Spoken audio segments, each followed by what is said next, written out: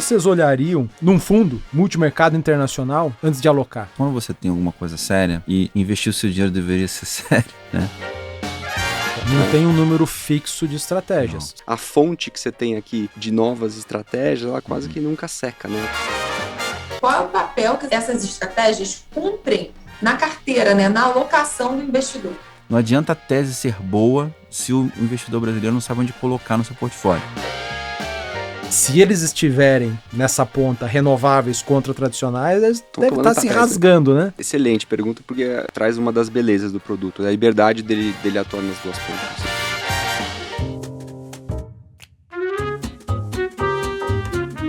Bom dia, boa tarde ou boa noite, meu nome é Samuel Ponsoni, eu sou gestor dos fundos da família Selection aqui na XP e esse é mais um episódio do Outliers, o podcast que traz para vocês as melhores e maiores gestoras do Brasil e do mundo. E hoje nós temos aqui companheiros que vão falar de uma gestora gigante internacional. E comigo, para o bate-papo de hoje, eu tenho também a Carol Oliveira, coordenadora de análise de fundos aqui da plataforma da XP. Tudo bom, Carol? Oi, gente, tudo bom? Prazer estar aqui com vocês hoje, ainda que eu não esteja perto. Hoje a Carol está aí de maneira remota, mas não vai afetar aqui em nada a condução das nossas perguntas. Para o nosso episódio, que é um episódio um pouquinho diferente hoje, os nossos convidados são representantes de algumas das maiores gestoras do planeta. E nós vamos dissecar uma dessas gestoras. E conosco a gente tem aqui o Daniel Celano e o Fernando Cortes, que são da Schroders Brasil. Celano, Fernando, obrigado pela presença. Prazer estar aqui. Valeu, Samuel. Obrigado, prazer. O Celano, ele é o Country Head da Schroders no Brasil. Ou seja, ele é o responsável por toda a operação da Schroders aqui no Brasil. E ele está na Schroders desde 2008, tendo iniciado como COO e se tornado responsável por toda a operação da gestora no país em 2014. Antes disso, o Celano teve passagem pela área de crédito e de produtos do Banco BVA e também passou pela área de investimentos da Icatu Seguros. O Fernando, atualmente é o diretor responsável pela área de comercial da Schroders no Brasil e está na empresa desde 2007. É praticamente aí um ativo imobilizado da casa. E antes disso, o Fernando foi da área de produtos do Santander Asset Management. É isso? De maneira resumida? É isso. Boa, Confere. boa. Bom, os dois estão trabalhando juntos aí desde 2008, uma longa jornada, né? Esses dias a gente estava numa reunião de escritório com um cliente parceiro nosso antigo e ele olhou pra gente e falou assim, pô, vocês são heróis da resistência.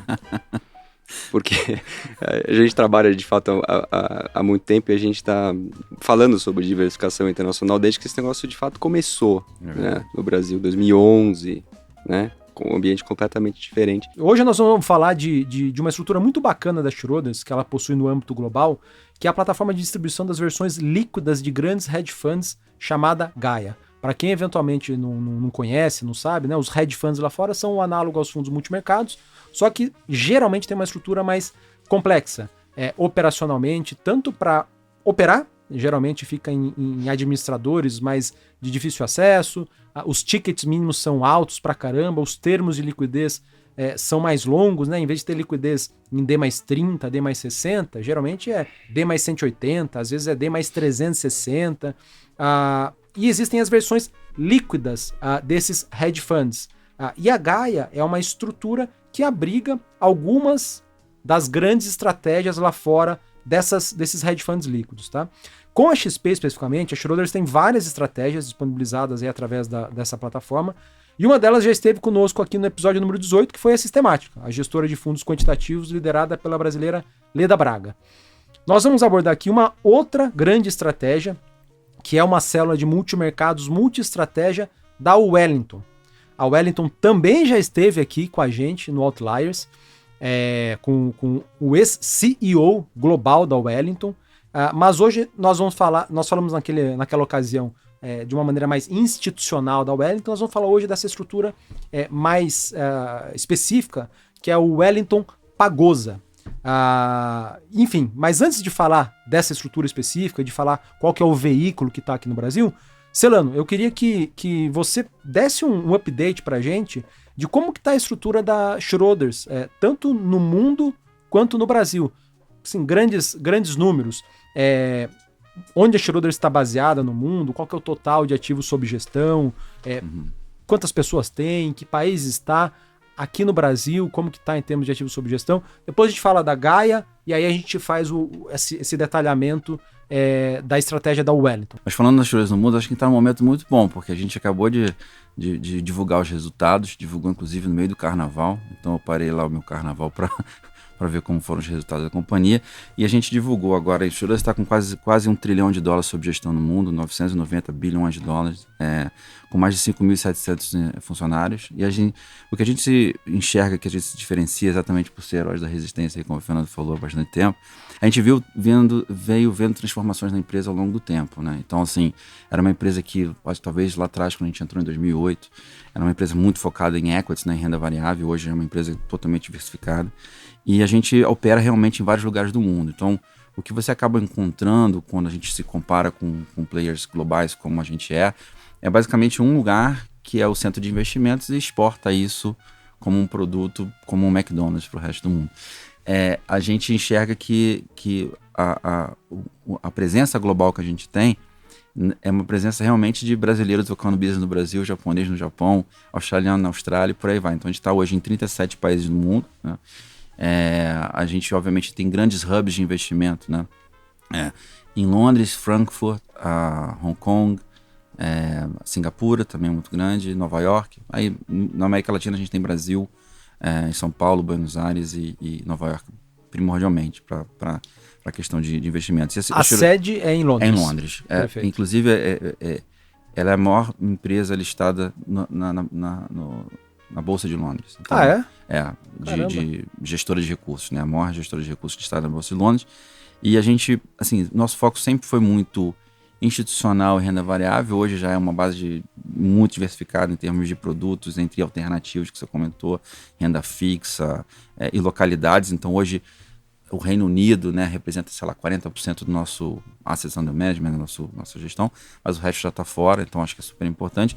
E no Brasil, a gente, assim, aí eu tenho que fazer um parênteses, né? Assim, o Brasil, o relacionamento com as tirosas no Brasil, ela remonta à década de, sei lá, 1920. Né?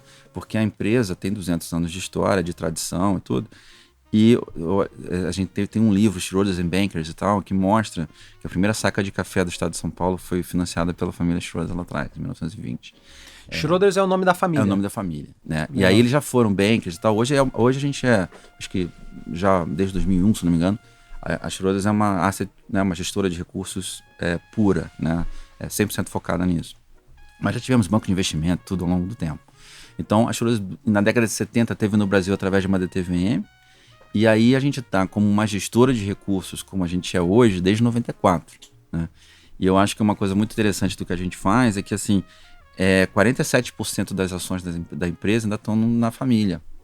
Então, eu sou um mix de corporation, né, com essa visão mais de longo prazo de uma família que tem 200 anos fazendo isso. Então, no Brasil, está desde 94, né, de uma maneira, assim, obviamente ininterrupta, né, a gente... eu acho que a Schroders entende muito que tem ciclos, né? Então os ciclos eles vão acontecer, às vezes eles são mais longos, às vezes mais curtos, mas eles vão acontecer. A gente está entre as 20 maiores gestoras do país, quando você olha lá pelo ranking da Ambima, né? E a gente tem... Quanto mais ou menos sobre isso? 20, 22, 23 bilhões de reais. Legal. E a gente fez em 2014, aí quando eu assumi, como você comentou no início, uma integração realmente dos times, né? Até 2014 os times andavam de certa maneira mais independentes no Brasil. E a gente integrou e falou, bom, a gente tem lá fora ferramentas e mais inteligência de investimentos que a gente está usando pouco. Então, em 2014, quando eu assumi o escritório, a gente integrou os times. Então, a renda variável faz parte do time de mercados emergentes, e a renda fixa também, o crédito. Então, tudo tá... A gente tenta buscar, assim, o best in class que eu tenho no mundo, por que eu não teria no Brasil? E aqui no Brasil, vocês possuem estratégia de renda variável, crédito, renda fixa soberana. Brasil, a gente tem o que você falou, né? Renda variável, a gente tem mais de uma estratégia, a gente tem crédito privado, a gente tem alguns mandatos de solução internacional e mandatos de multimercado baixa vol.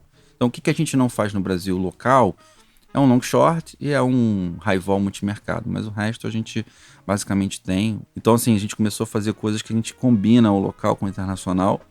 Isso tem dado muito certo, porque o cliente começa a ver o seguinte, eu não tenho que falar com mais um terceiro, eu falo com aquele cara que entende o que é o CDI, que entende o que é NTNB, e aí ele vai trazendo as outras coisas. Então, no Brasil a gente está focado em crédito, renda fixa, né, barra multimercado low vol e renda variável, mas esses times andam integrados, então eu não estou dependendo de um cara aqui para ser gênio.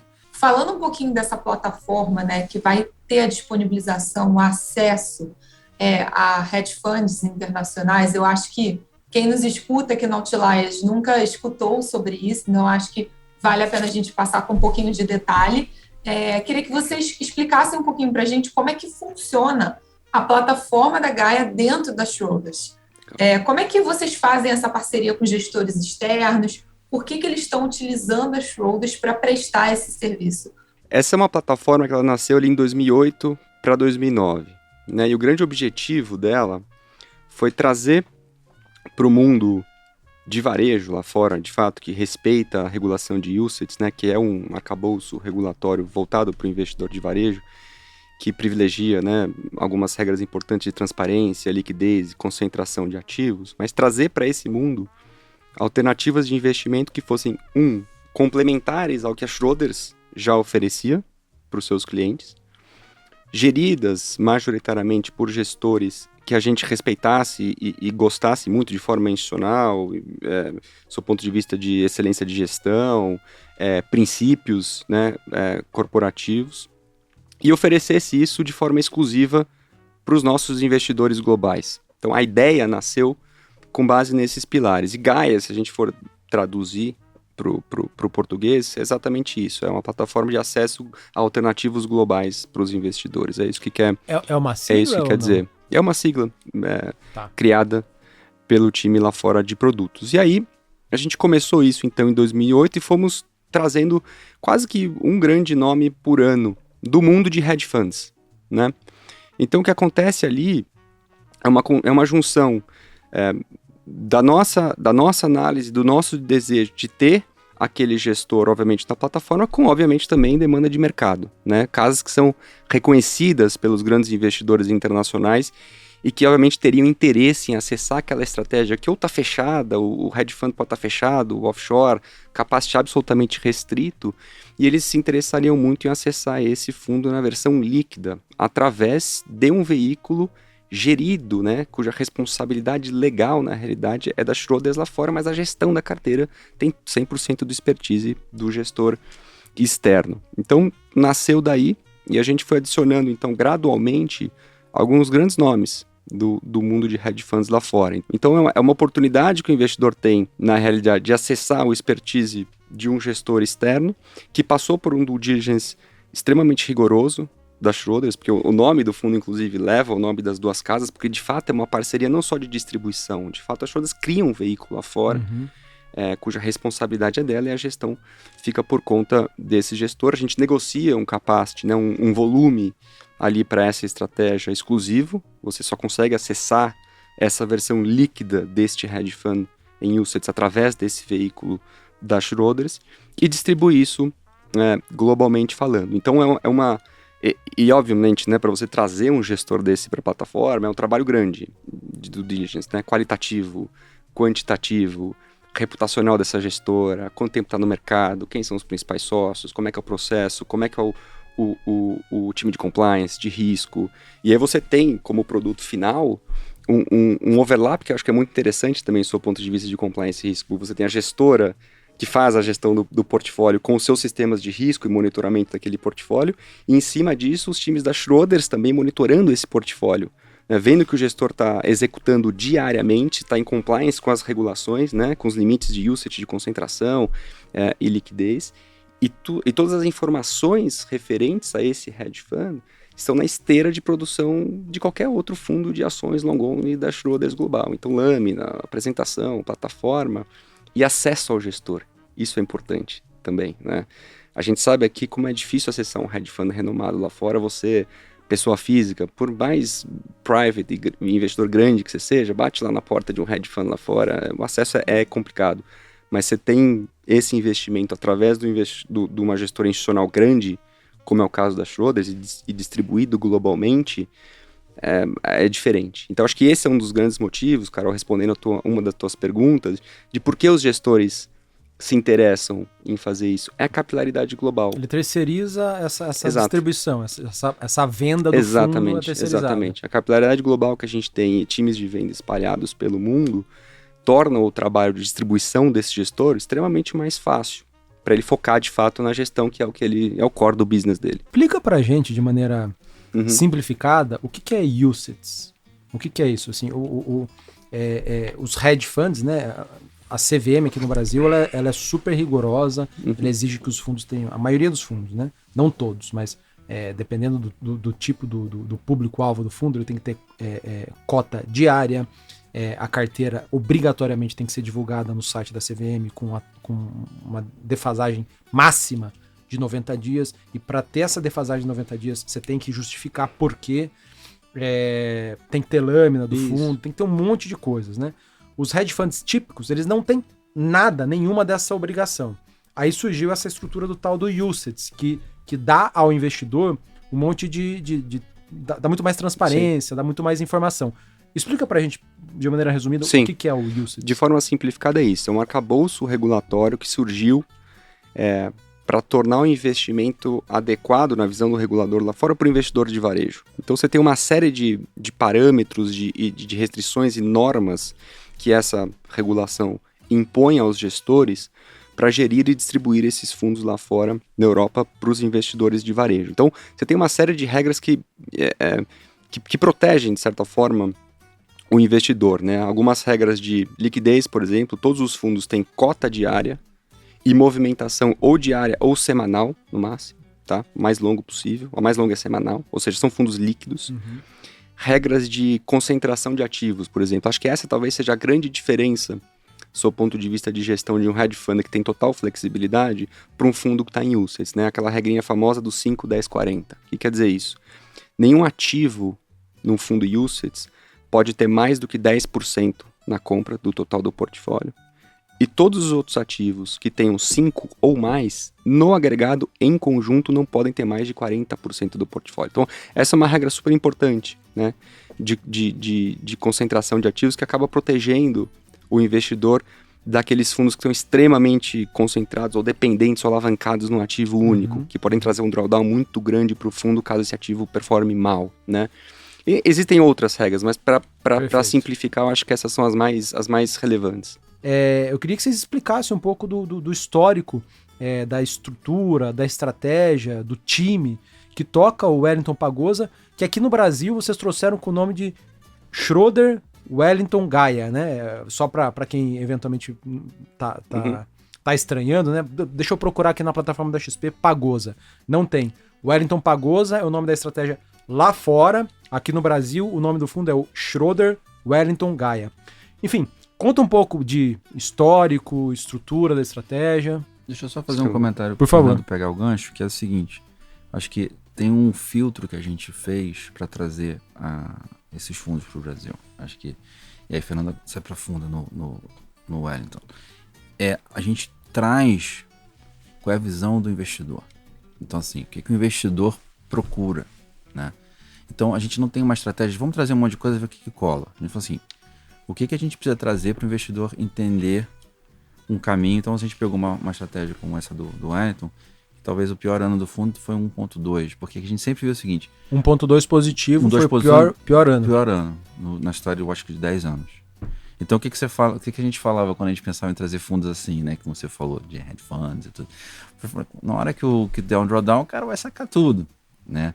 E ele não vai entender, porque, lembra, a gente começou a falar dessas coisas com mais profundidade, o juro não tinha batido 2, agora voltou, mas era um juro mais alto, né? Então, o custo de oportunidade do cliente brasileiro, ele não é o custo de oportunidade normal de um cliente no mundo. A gente tem alguma coisa aqui que é diferente. Então, a gente falou o seguinte, bom, se eu tenho no Brasil um juro alto, né?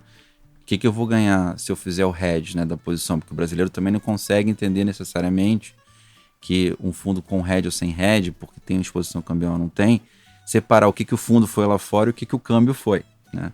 Então a gente começou a montar esse mosaico, dizendo assim, olha, o câmbio é importante, O drawdown é importante, ou seja, quanto ele pode perder num momento ruim, ou pode a cota cair, né? Não é necessariamente perder, mas quanto a cota pode cair. Então a gente falou assim, vamos pegar um fundo que no pior ano ainda transite no positivo, vamos pegar um fundo que seja diversificado, seja um all-weather, né? Que é para todo tempo, para todo clima. Vamos buscar um fundo que tem realmente esse arcabouço grande de operar vários mercados, porque assim, não não trivial você pensar que um hedge fund brasileiro, quando olha essa regra de UCITS, poxa, mas aí eu não consigo concentrar minhas posições. E é de propósito, né? E aí você tem no UCITS também o enforcement, né? Que assim, o regulador ele tem esse poder de polícia, né? Então, quando a gente fala de UCITS, tudo aquilo que o Fernando falou é verdade, e eu colocaria mais a questão da transparência e a questão do enforcement do regulador, do ponto de vista do que o gestor tem que apresentar, em que padrão, em que monitoramento o regulador pode fazer para funcionar como se fosse um xerife, tá ali. Então, quando a gente olhou isso, falou assim, bom, o que a gente pode trazer? Vamos trazer uma estratégia que consiga ser complementar ao que o brasileiro tem, sabendo que o brasileiro tem um juro alto. Então eu preciso olhar isso com uma ótica que isso vai ter, assim, não adianta a tese ser boa se o investidor brasileiro não sabe onde colocar no seu portfólio. Então a tese pode ser maravilhosa, mas se o cara não sabe como é que ele usa, né, que assim, a chave de fenda é para parafuso, né? E o martelo é para prego, são coisas diferentes, não dá para você comparar as duas coisas. Tudo é ferramenta, mas elas são utilizadas de maneira diferente. Então acho que esse foi o nosso maior arcabouço para trazer esse tipo de estratégia para o Brasil. Boa, entendi. Porque tem hedge funds lá fora que, de fato, o hedge fund, né, talvez os mais numerosos sejam aqueles que exploram mais o mercado de ações, né, o tal do long and short. E esses caras, eles têm uma exposição, muitas vezes, alta à bolsa, e podem cair 20%, 25%, 30%, né, em momentos de crise mais agudos. Vocês tentaram, num primeiro momento, fugir desses caras. Exatamente. Perfeito. E, Celano e Fernando, assim, olhando a estratégia do Pagosa, né, até numa publicação que a gente fez recentemente, vocês falaram que o produto tinha 14 estratégias alocadas na época, e eu queria saber o que tem de fato na carteira do Pagosa, né? Quando a gente fala desse multimercado global, desse hedge fund enquadrado aqui para investidores, para público em varejo, quais são as estratégias que o Pagosa ele aloca e consome atualmente? Antes da gente chegar em como é que está a carteira hoje, Carol, vale a gente falar um pouquinho sobre o processo, né, de como é que eles chegam nessa carteira e qual é o mandato do fundo, né? A gente já falou que ele é multi-estratégia, de fato, por que ele é multi-estratégia? Ele aloca em diferentes estratégias, então ações long-short, fundos macro, fundos de crédito long-short, fundos quantitativos. Mais ou menos esses são os principais books que você tem dentro desse mandato. Mas para cada um desses books você tem diversas estratégias elegíveis, né?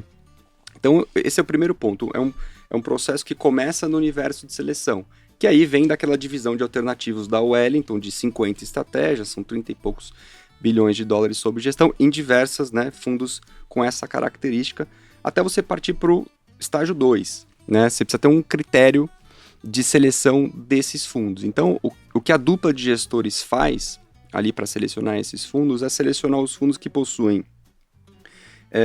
boa proteção em mercados de estresse.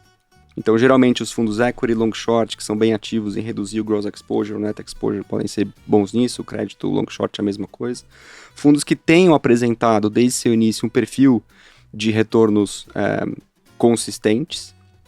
Fundos que guardem baixa relação com os principais betas de mercado, principalmente o mercado de renda variável.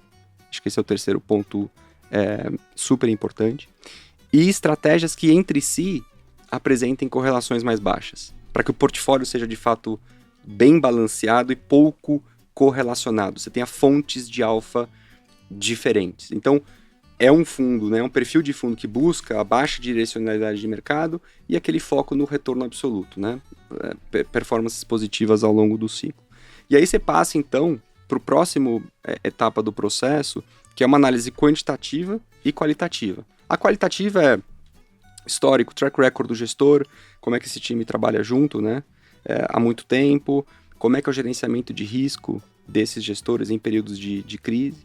E a parte quantitativa, toda análise que você possa imaginar, do ponto de vista de como é que foi gerado o alfa dessa estratégia, em momentos de mercado de alta, em momentos de mercado de baixa, análise de sensibilidade de estresse para esse portfólio, né? O que acontece com esse portfólio se eu estressar todas as posições e tudo cair de uma vez, né? O que acontece com esse portfólio se Fed subir juros ou se bolsa lá fora cair X%. Então, análises de sensibilidade quantitativa são feitas. E as estratégias que mais se adequarem vão compor este portfólio. E aí a etapa final, que é a construção disso, é ter um portfólio razoavelmente balanceado, ou seja, nenhuma estratégia ser responsável pela grande maioria do risco. Então você vai ver que a participação entre as estratégias ela é de fato balanceada para você não correr muito risco específico. E o monitoramento disso, né?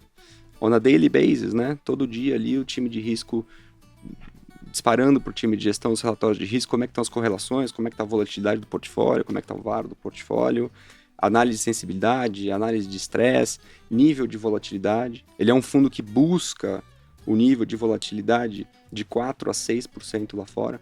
Historicamente ele tem rodado a 4,5%. Então é um fundo de volatilidade moderada, nem muito alto, né? nem muito baixo. Então, de certa forma, é assim que o portfólio ele é composto. Então, assim, dentro da Wellington, dentro dessas estratégias de hedge funds, né, de multimercados, existem várias células. E o Wellington Pagosa, ele é uma seleção, como se fosse pensando numa seleção de futebol, né? O futebol tem 11, aí no caso tá com 14, né? Não, hoje a gente tem 9. 9? Tá. Hoje. Então, é um time de 9 melhores estratégias que respeitem esses critérios que você falou. Então, dentro da própria Wellington, tem duas pessoas responsáveis, 2 técnicos, por fazer essa seleção dentro de casa. Seleção e gestão. Seleção das estratégias, dos gestores. Porque não é um fundo de fundos, né? Você vai buscar estratégia. Isso. E assim, mas por outro lado, o que o Fernando falou, complementando um pouquinho, tem alguns fundos que representam estratégias específicas, que estão fechados, inclusive, para mercado, mas dentro do Pagosa você tem acesso à estratégia exatamente porque você tem esses gestores, esses técnicos que estamos usando no exemplo, que vão selecionar essas estratégias para compor o portfólio. Só para dar um exemplo, no ano passado, o drawdown máximo desse fundo em reais, em dólar foi parecido também, 2,5. Ano passado ou em 2020? 2021. 21. Tá. E em 2020, como foi? 2020, se eu não me engano, desde o início do fundo, ele teve o pior drawdown da história, que foi no primeiro TRI de 2020. O fundo caiu nos primeiros 3 meses do ano por volta de 4,5%. Foi bem 5%, contido. Exato. E aí também foi importante, porque mostrou um pouco mais do processo de seleção, no processo de investimento em relação a alterações táticas no produto.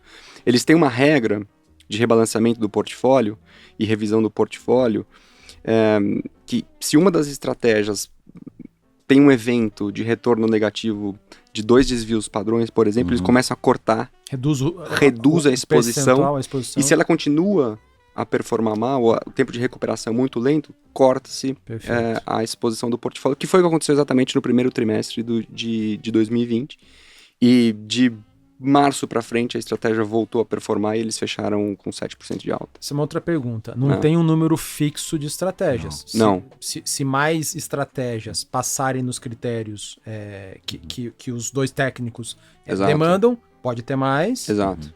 Se tiverem só 7, 8, vai ter 7, 8 estratégias. E esse é um ponto super interessante, né?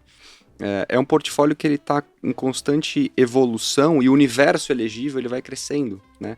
A Wellington tem uma divisão chamada de Emerging Funds, não de emerging de mercados emergentes, mas de fundos que estão emergindo, fundos novos, né? Uma incubadora, em que ela dá oportunidade para alguns gestores de portfólio que estão se destacando gerirem um portfólio novo, né? Se eles conseguirem, obviamente, o sponsor ali de outros gestores dentro do grupo, eles criam um portfólio novo com seed capital, né? Com o dinheiro inicial investido dos próprios sócios. E se essa estratégia nova, né, conseguir formar um track record consistente e fizer sentido do seu ponto de vista de correlações, processos de baixa direcionalidade de mercado, e se compuser bem junto do portfólio, pode entrar dentro, né, nessa estratégia Pagosa. Então isso é muito legal, né? Portanto, a fonte que você tem aqui de novas estratégias, ela quase que nunca seca, né? Ela está sempre em evolução. Isso é super importante. Perfeito. Né? A minha outra dúvida que eu tinha anotado aqui era das estratégias que você falou, né? Quais são as principais hoje? Você falou que tem lá algumas estratégias macro, tem equity long short, que é o long and short no mercado de ações.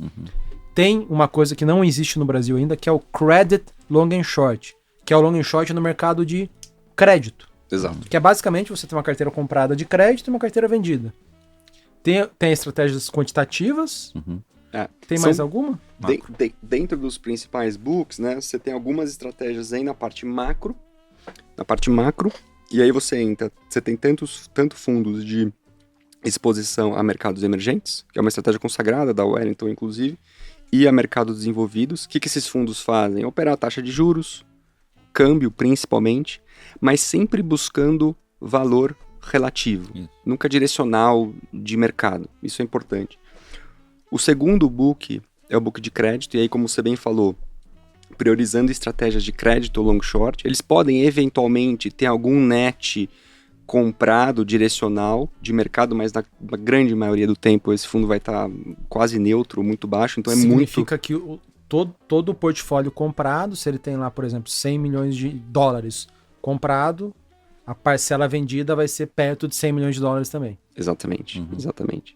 O maior book depois é o book de renda variável, mas aí, de novo, com estratégias de long short, e aí focadas em setores que a Wellington tem uma expertise muito grande. Então, o setor financeiro, o setor de saúde, o setor de energia e um outro book chamado de growth, que são ações de crescimento. Ali entra muito consumo, ali entra muita tecnologia, tentando, né, obviamente, gerar um alfa em ações de crescimento mais acelerado nos próximos anos. E um último book, que é um book mais sistemático. Eles têm as estratégias ali dentro do livro de alternativos que são sistemáticos, e algumas delas podem entrar no fundo, né?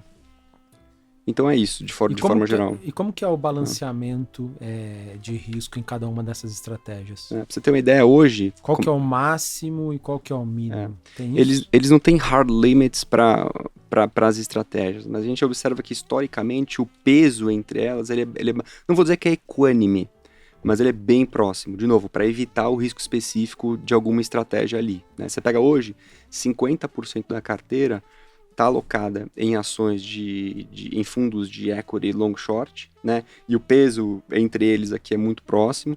Você vai de fundos que tem 7,5% de exposição até fundos que tem 15% de exposição. Cada uma das estratégias, né? Só um parênteses, você fala fundo, parece que é fundo de fundos. Exato. São estratégias. A estratégia de crédito long short hoje corresponde a 12,5% do portfólio.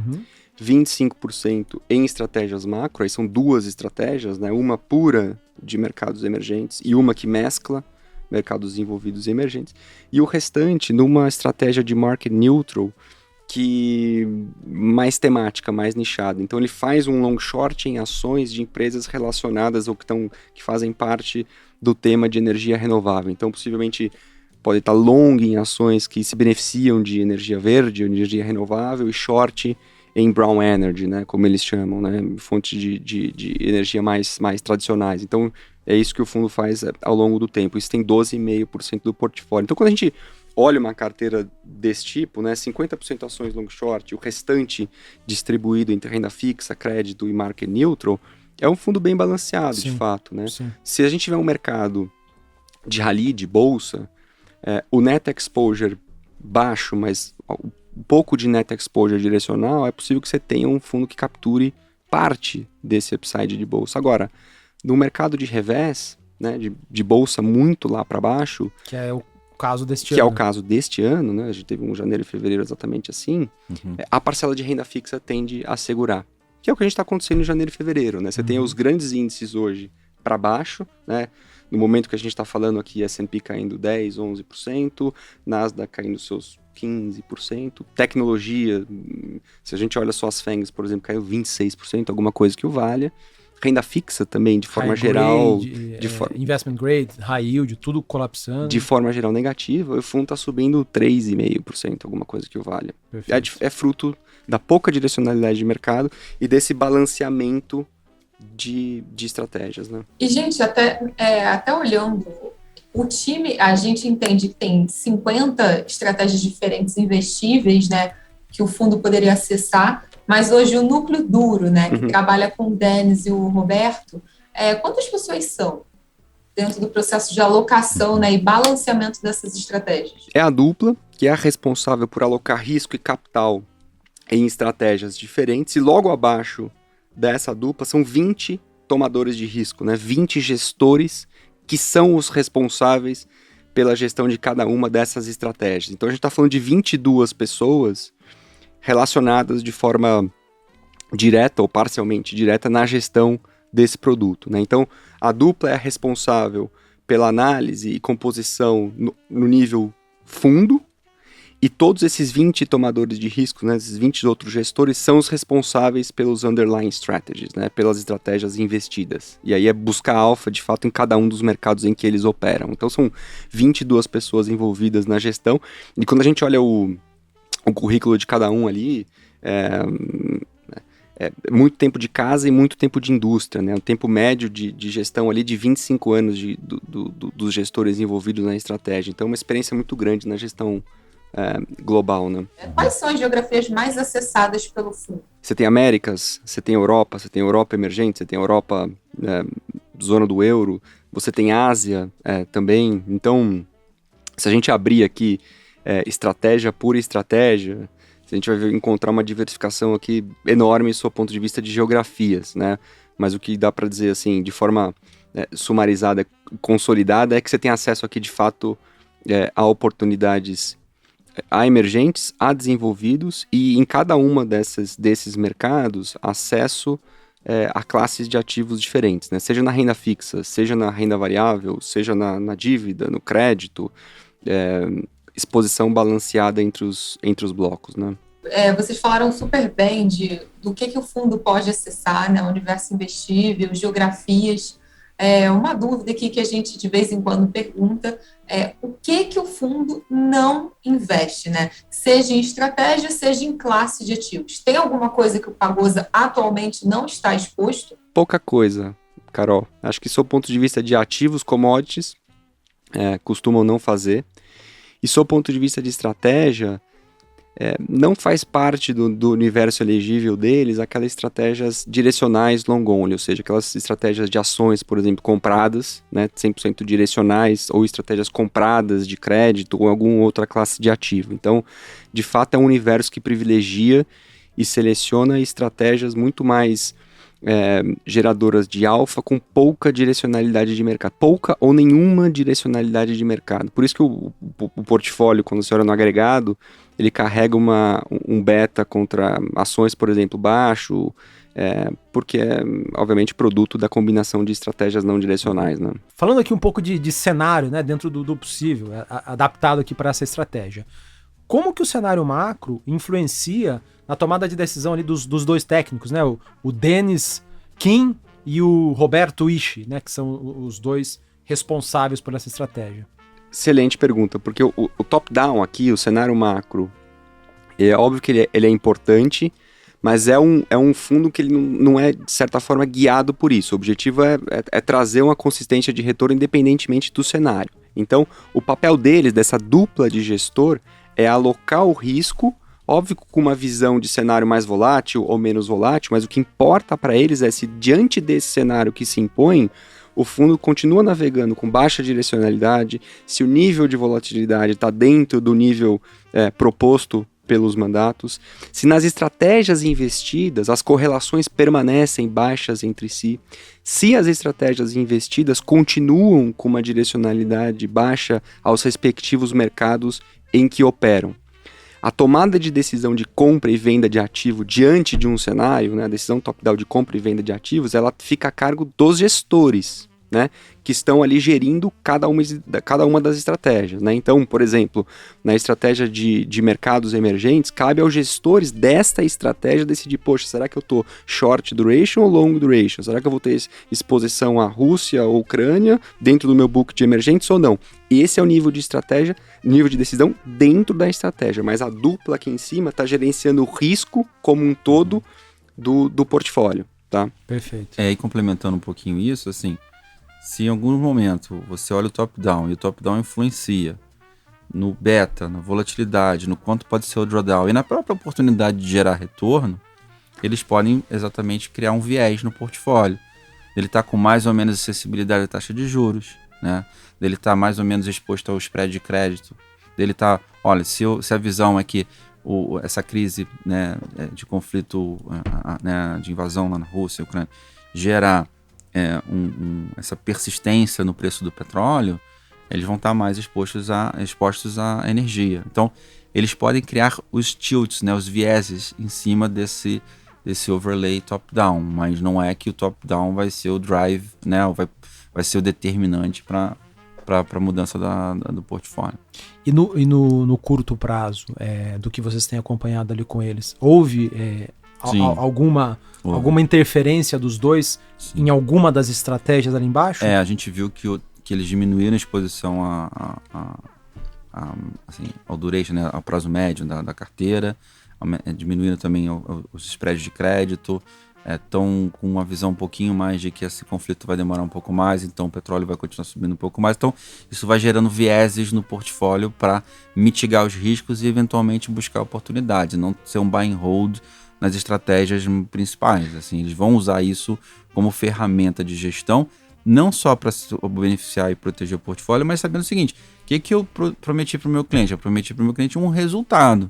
Então eu tenho que garantir, eu tenho que melhorar a chance de eu gerar esse resultado, né? Dado que a vol no mercado como um todo subiu, ele vai naquelas estratégias que tem a chance de trazer mais vol e diminui a exposição ali. Diminui a exposição, faz um hedge do outro lado, né? Faz uma proteção em alguma outra estratégia para conseguir que isso não, vamos dizer assim, seja preponderante no portfólio. Eu fiquei com uma dúvida aqui. Quando você fala fazer uma proteção na estratégia, eles podem fazer os dois ali, né? O Denis e o Roberto, os dois técnicos. Eles podem fazer uma proteção para o portfólio como um todo, se eles quiserem ou não? Normalmente eles vão em cima das estratégias confiando no que os subgestores lá estão fazendo. E vão tentar dentro do portfólio, porque como não é um fundo de fundos, ele pode pegar o que o gestor faz e dar um pouco mais de viés ou tamanho em determinada posição. Mas quem entende do que está fazendo é o especialista. Eles têm essa prerrogativa, se por exemplo... Sim, porque não é um fundo de fundos, então o cara assim, não é só que ele vai dizer que vai ter 10 ou 15% daquela estratégia. Ele pode implementar um viés naquilo que ele está implementando, mas lembrando o seguinte: quem é o meu expert nesse assunto, né? Quem é o meu cardiologista? É esse cara. Quem é esse cara? Então, assim, ele não vai chegar e falar assim, ó, o cardiologista, não vamos fazer mais isso não, vamos operar o dedão. Não é, peraí, o cardiologista continua cuidando de coração e não vai cuidar do dedão, do pé. Mas eles têm que garantir que o portfólio vai andar em linha com o que eles prometeram para o cliente. Não significa que eles vão operar um monte de coisa que não está nas estratégias.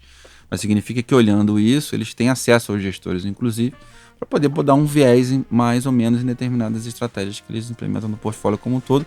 Porque um fundo de fundos, o cara estaria exatamente como você falou, a gente fez questão de falar isso, que eles estariam presos ao que acontecer. Então a única ferramenta que ele teria é estar ou não no portfólio, no tamanho que ele está.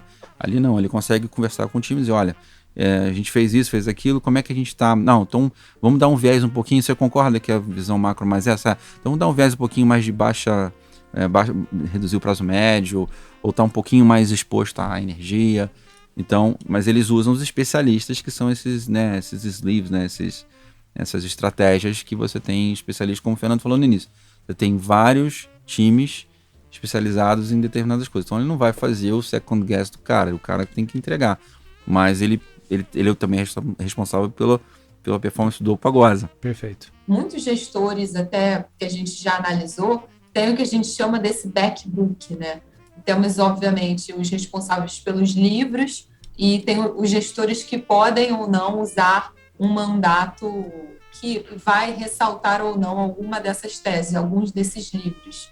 Então, super interessante saber que os gestores têm essa possibilidade.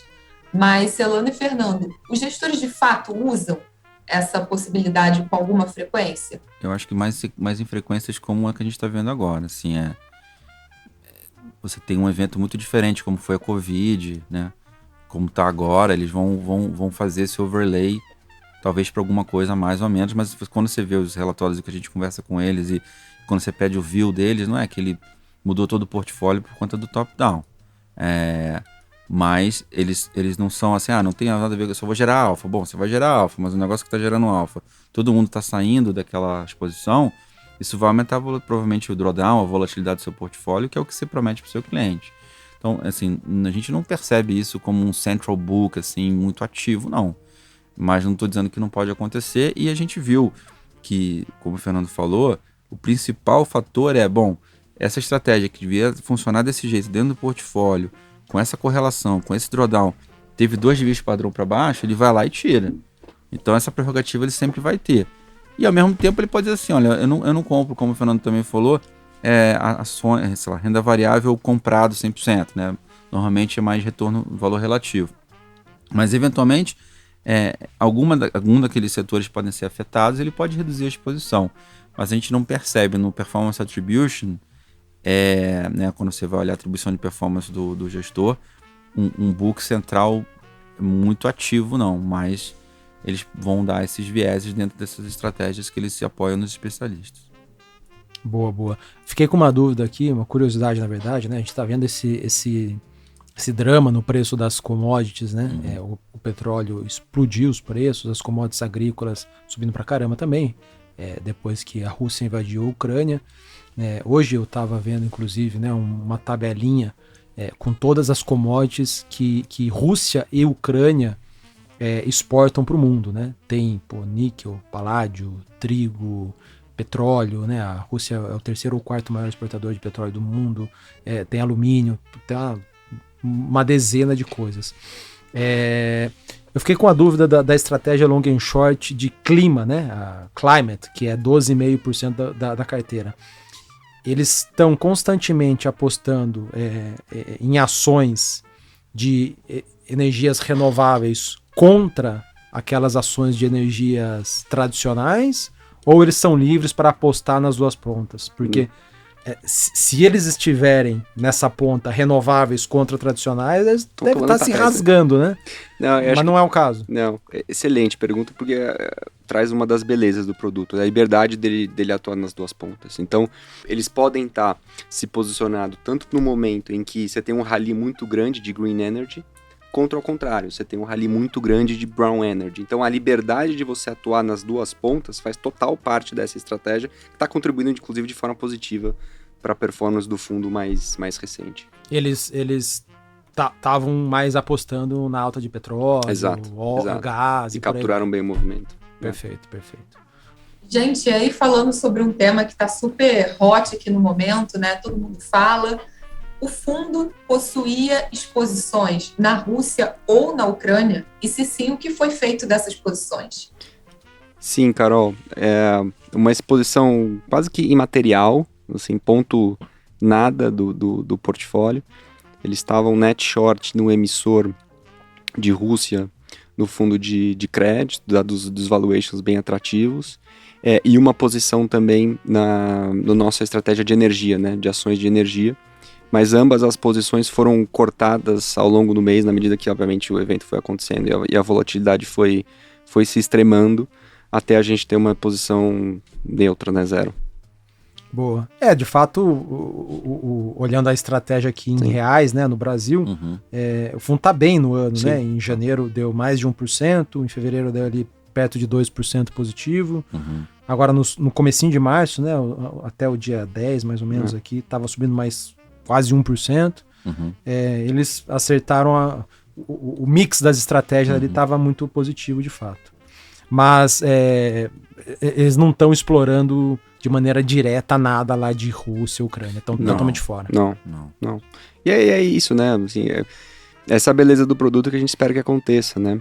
Em cenários de estresse lá fora, o fundo se comportar dessa forma. Não foi montada nenhuma posição ou pós ou durante o evento para explorar de forma tática, shorts muito grandes, alguma coisa que o valha. Não, o fundo já estava posicionado de uma forma mais balanceada, desde da segunda metade do semestre passado, principalmente, esperando já um ambiente de um pouco mais de volatilidade e retorno de renda variável, principalmente mais modestos, né? Dado o ambiente que a gente tem de aumento de juros lá fora, redução dos estímulos monetários. Então já era uma carteira muito mais preparada para um ambiente, de vol mais alta, 2 de retornos mais modestos, e com foco ali, de novo, né, muito grande em operações de valor relativo.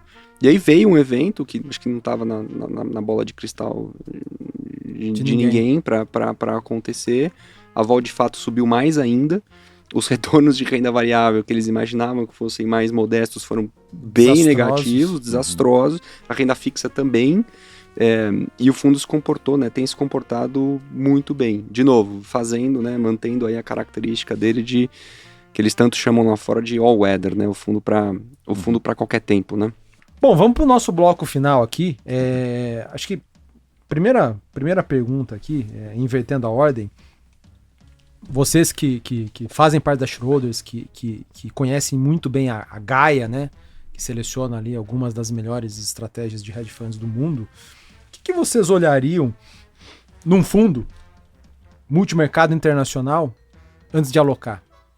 Acho que é condição sine qua non, quando você tem alguma coisa séria e investir o seu dinheiro deveria ser sério, né? Você vai procurar os especialistas. Então você não vai procurar o cara que você olhou na páginas amarelas. Você vai pegar referências, você vai tentar buscar onde esse cara estudou, quantas operações ele já fez e deram certo, né? Então acho que quando você olha um fundo multimercado internacional, você precisa entender o seguinte: ele depende de uma estratégia só. Ele tem realmente, ele fala que é global, mas ele está em todos os lugares do mundo para ter o local flavor, né? Para ter o sabor, a cor, o cheiro do local. Porque senão você olha pela distância você olha um pouquinho mais longe, você já não está enxergando direito. Então, eu acho que quando a gente busca isso, a gente está buscando, então, tem time, tem track record, né, que são padrão, mas para fazer o multimercado internacional, gera alfa, né, gera retorno em mercado de alta, mercado de baixo. Quando o fundo vai mal, o que significa ir mal? Você traduzir para o investidor assim, o que significa que vai mal, né? E aí, quando você junta isso, você começa a olhar, bom, a atribuição de performance para o fundo é bem diversificada. Tem times especialistas em cada um dos mercados. O produto entrega um resultado final para o cliente que dosa a volatilidade / o retorno esperado. Tem baixa direcionalidade que o Fernando colocou. Então, assim, a gente vai buscar esse tipo de coisa. Então, o que eu estaria olhando para trazer um multimercado internacional?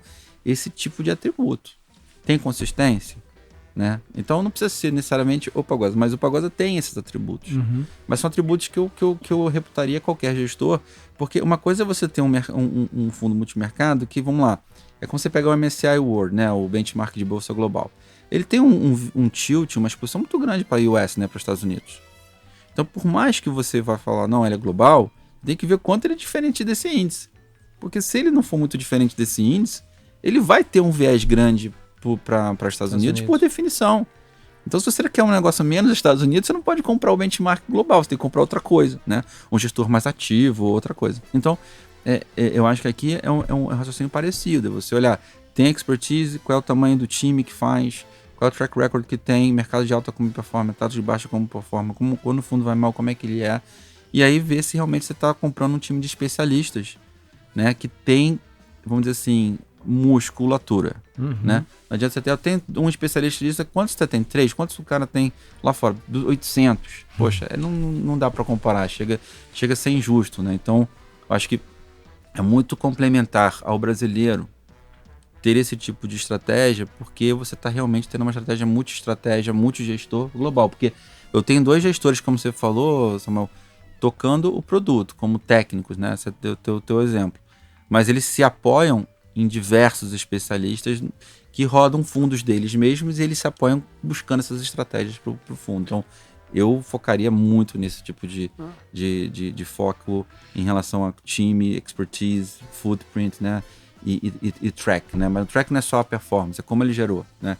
Que é um ponto que a gente sempre olha. Acho que a atribuição de performance é importantíssima, né? Assim, olha o retorno do fundo sempre versus os principais índices lá fora, tá? Como é que foi a bolsa esse ano? como é que foi os índices de renda fixa esse ano, como é que crédito no geral andou esse ano e como é que foi a performance do fundo. Entender de onde vieram de os onde retornos. veio, né? A atribuição de performance é de onde veio. Né? E como é que essa atribuição de performance ao longo de um período maior, né? De médio prazo, longo prazo. Porque às vezes estou comprando um cara que pode ser muito especial ou muito bom naquele tipo de ativo, e só aquele anda bem, ou aquele responde por grande parte da estratégia. Se você está comprando uma estratégia diversificada, não deveria ser assim. Acho que outro ponto que é básico, mas é olhar o que é nível de risco e retorno do que aquela estratégia se propõe a entregar, né? Porque assim, você tem fundos multimercados e fundos multimercados sob ponto de vista de objetivo de retorno, nível de risco. Esse fundo que a gente está falando ali vai navegar no nível de vol de 4 a 6%. Não é uma volatilidade baixa, mas também não é uma volatilidade muito alta. Porque aquele investidor, quero esse multimercado porque eu vi ali que ele entrega 12% ao ano, nos últimos 10 anos. Tá bom, que risco que você correu para que esses 12, 13% ao ano fossem entregues? Você vai ver a vol do fundo é 16, é 20. Você tem estômago para isso? No teu portfólio cabe esse tipo de estratégia? Cabe, mas então dosa, né? Quanto é que você vai pôr desse multimercado de 16? Porque subiu 15, pode cair 10, 15. Faz parte, né, da estratégia. Eu acho que é importante, além dessas características todas, a atribuição de performance e o que é objetivo de risco e retorno da estratégia, como é que isso se encaixa no teu portfólio, para a tua tolerância ao risco, né? Acho que isso é fundamental. E perguntando aqui, pensando até em fundos globais, né, fundos de gestoras internacionais, como é que vocês enxergam a alocação nos multimercados, nesses fundos que vocês descrevem como alternativos líquidos globais, sob a perspectiva do investidor brasileiro? Qual é o papel que essas estratégias cumprem na carteira, né, na alocação do investidor? Então, assim, acho que a primeira coisa que você vai olhar é que hoje você tem um juro mais alto, você compra multimercados redeados, né, com hedge cambial, sem exposição ao dólar, né? Você está, o que a gente chama de ganhando carry, né, ganhando esse diferencial de juros, né? Então você boando dinheiro para fora, mas você vai e faz a proteção de novo para não ter a exposição cambial. Isso você já parte quase de 90% do CDI. Então, assim, se o fundo der zero lá fora, você ganha um fundo de 90% do CDI. Se o fundo der, sei lá, 5%, você soma os 5% e tira o custo do fundo. Então vai dar, sei lá, 200% do CDI.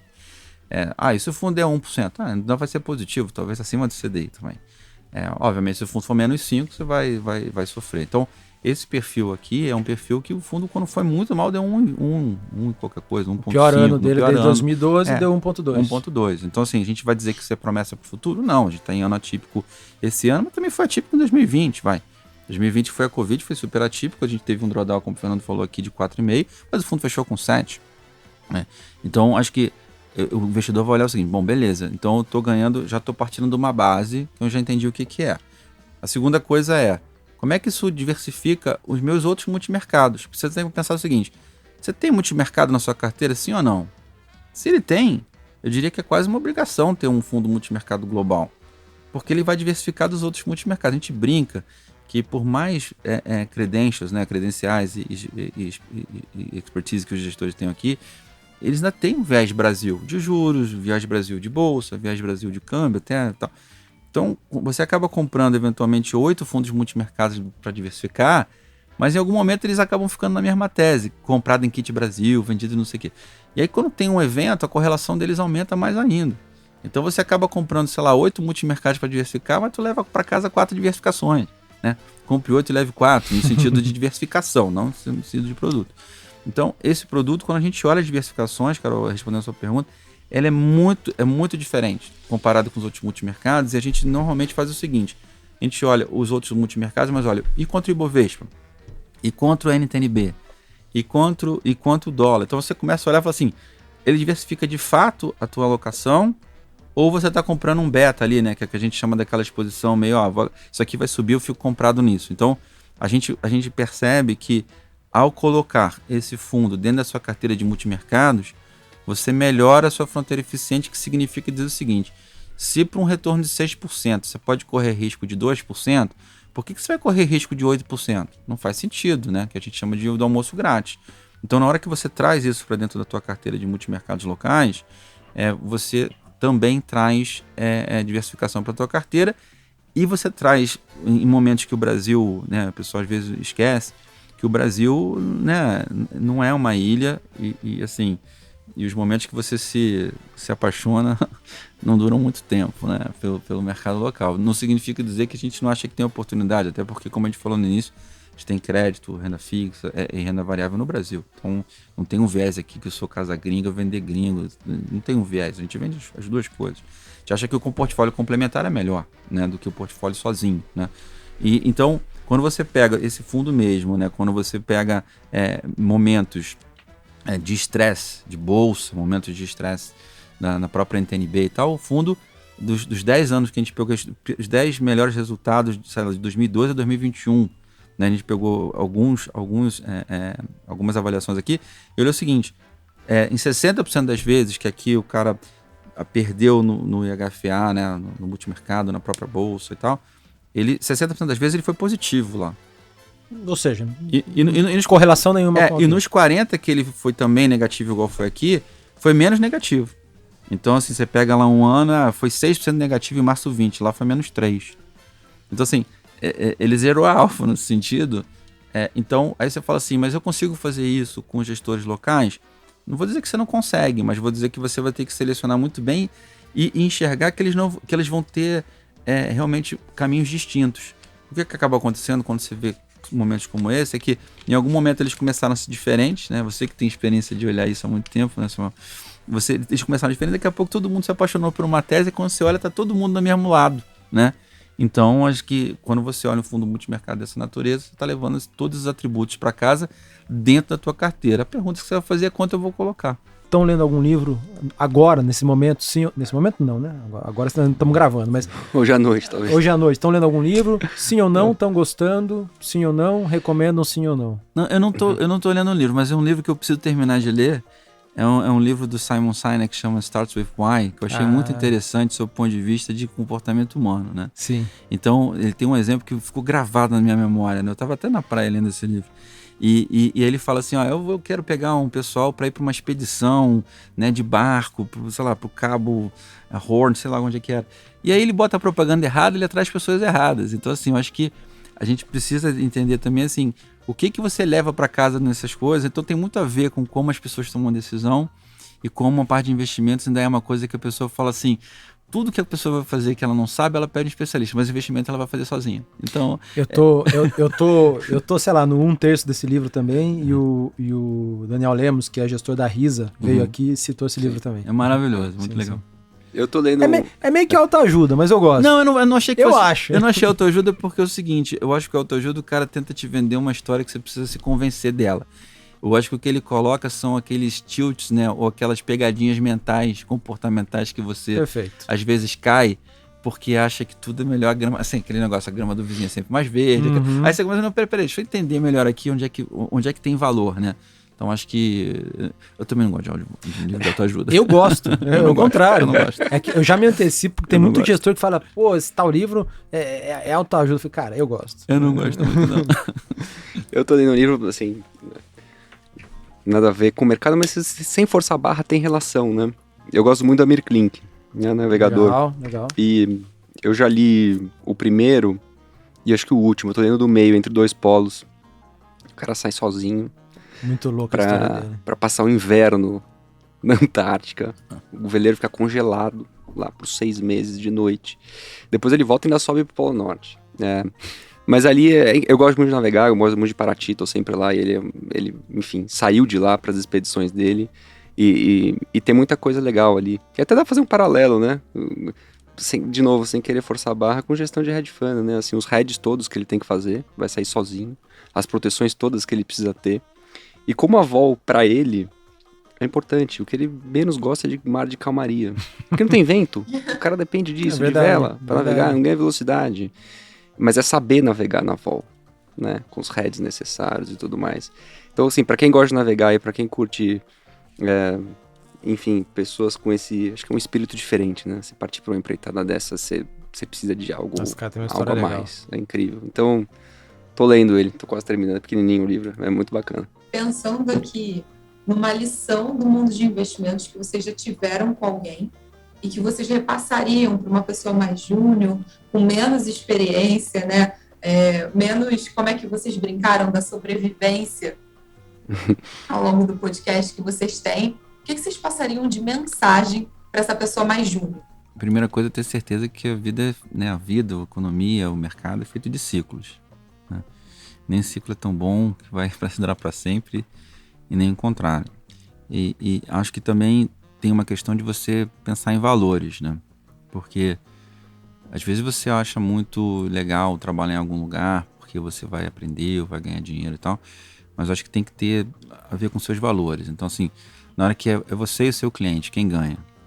Né? Se você tem razão, é você ou é o cliente. Então você vai olhar, não, o cliente está no centro, não está no... Então essas coisas você tem que se tocar, se vale a pena o lugar que você está, porque você está, de certa maneira, você trabalhar não é só o dinheiro, é só quanto você aprende, é quanto você tem né, de satisfação, de relação pessoal, né? Hoje bem um pouco mais forçada que a gente consegue ter meio que pelo vídeo, mas tem. Eu acho que vai construir talvez um profissional melhor para o futuro, tendo essa noção já na largada, porque hoje essa geração, eu tenho uma filha de 9 e um de 2.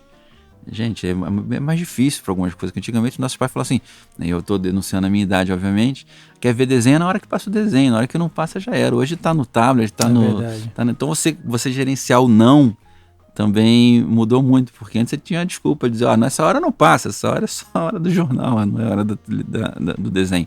E hoje você tem essa possibilidade, então é mais difícil controlar essa ansiedade, né, do mundo atual. Então saber essas coisas na largada eu acho que ajudaria bastante. Eu acho que sim, a gente vive num mundo mais rápido, fato, né? Mais informação, tudo mais rápido, mas o senso de urgência tem que tomar um pouco de cuidado, né, com isso. E 2, cara, você não vai estar certo sempre, pelo contrário. Excesso de confiança, eu acho que, principalmente no nosso mercado, né? Excesso de confiança pode ser horrível para você, sim. Horrível, né? Se você pudesse jantar com alguma personalidade do mundo dos investimentos, atual ou histórica, quem seria essa pessoa? Onde você levaria? E que prato pediria? Talvez eu fosse jantar com Warren Buffett, porque assim, um cara mais velho, que viu muito ciclo, né? Que viu o mundo diferente, numa outra velocidade, como a gente está falando agora. De preferência, num lugar que tivesse uma vista e uma comida francesa, né? Onde?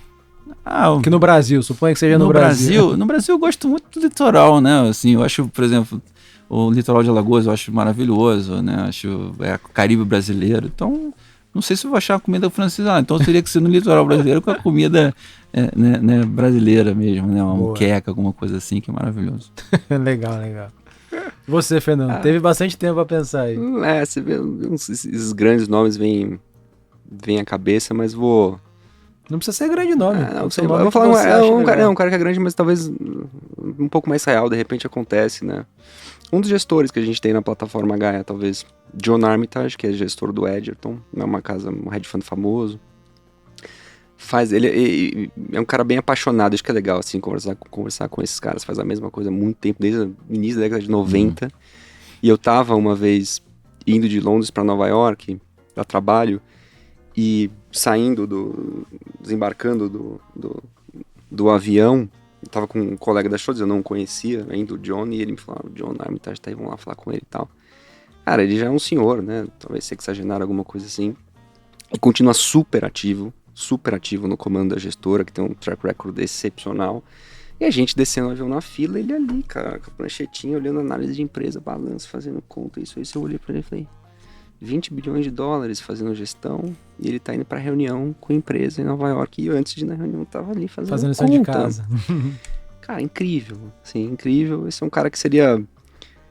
já vi ele em reuniões, apresentações na Schroders, mas nunca jantamos, acho que seria... Onde você levaria ele pra jantar? Acho que eu gostaria que ele me convidasse, cara, eu sei que ele vai pra Croácia, às vezes navegar, eu gosto de navegar, se ele quiser me convidar, a gente come lá no veleiro dele, vai bem.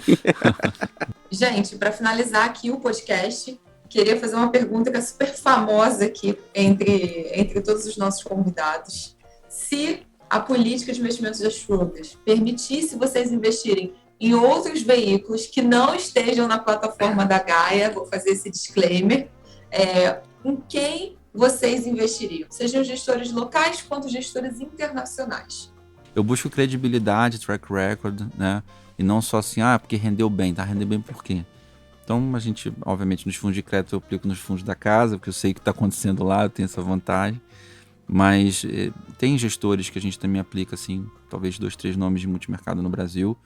Mas eu tenho olhado muito mais o track de longo prazo, assim, porque como você começa a ficar investidor de mais tempo, aí você começa a ver mais janelas, né? Porque quando você gestor começou a investir anteontem, um ano às vezes parece bom, 2, bom, 3, talvez. Mas eu comecei a já olhar, fiz uma realocação razoável aí na plataforma da XP com alguns multimercados locais, exatamente por conta disso. Eu não quero que os drawdowns sejam tão grandes, né? Porque quando você começa a juntar um recurso, e talvez você tenha um pouco mais, né? Não que eu tenha muito, né? Mas o que você tem, você começa a falar assim, poxa, se ele for bem, ok. Se ele for acima da média, ótimo. Mas se ele for muito mal, quanto tempo demora para recuperar, né? Então, assim, e perder um drawdown grande num patrimônio pequeno é diferente de um drawdown com um patrimônio maior.